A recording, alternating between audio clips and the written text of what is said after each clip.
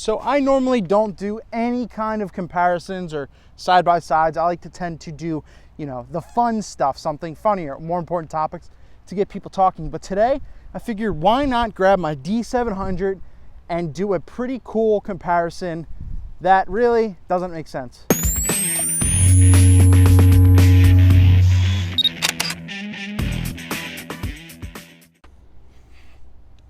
Oh, so yeah, why am I doing a D700 comparison to something?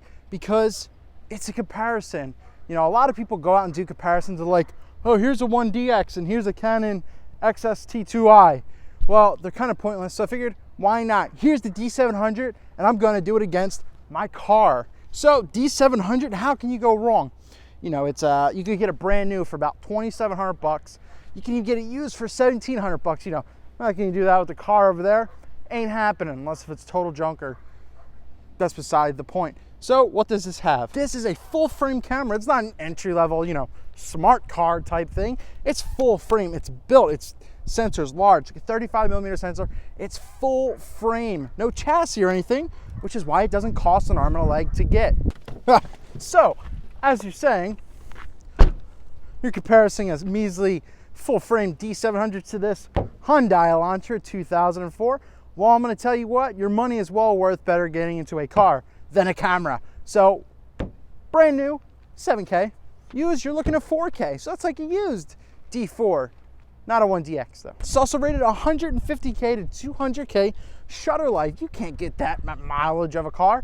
You know, so if you're looking for mileage, this is the way to go, on a shutter, not a motor.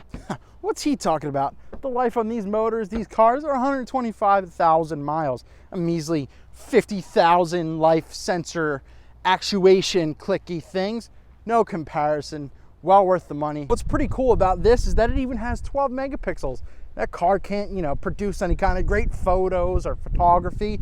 The only thing it do is turn on a light. And speaking of light, you can't go wrong. This has a built-in autofocus assist light. You can't beat it. You can't go wrong.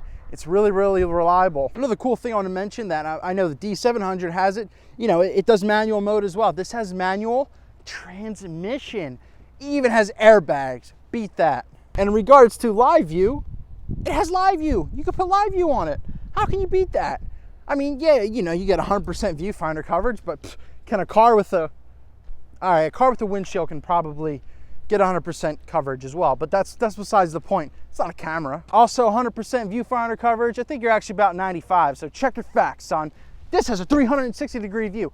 Beat that. You can't? Yeah, I know, because it's a car. Can your car go from 0 to 5 frames per second in a matter of seconds, or 8 with a grip built onto it? I bet you it can't. Frames per second? Are you serious? This whole car gets 25 miles to the gallon. 31 on the highway. You don't see a D700 doing that.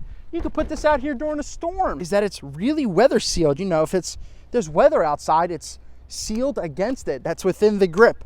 That's within, you know, a lens that can go on it, hopefully.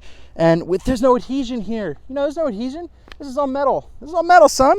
You know, it's fantastically built and it'll last. Put a D700 out during a storm, you will cry when you go to see your body is gone.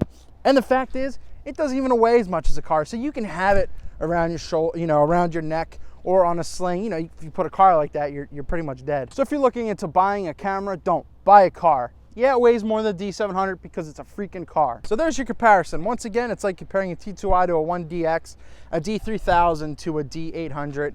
You know, a lot of these comparisons you see out there are pretty damn stupid. They make no sense. You might as well just go individually, you know, D700.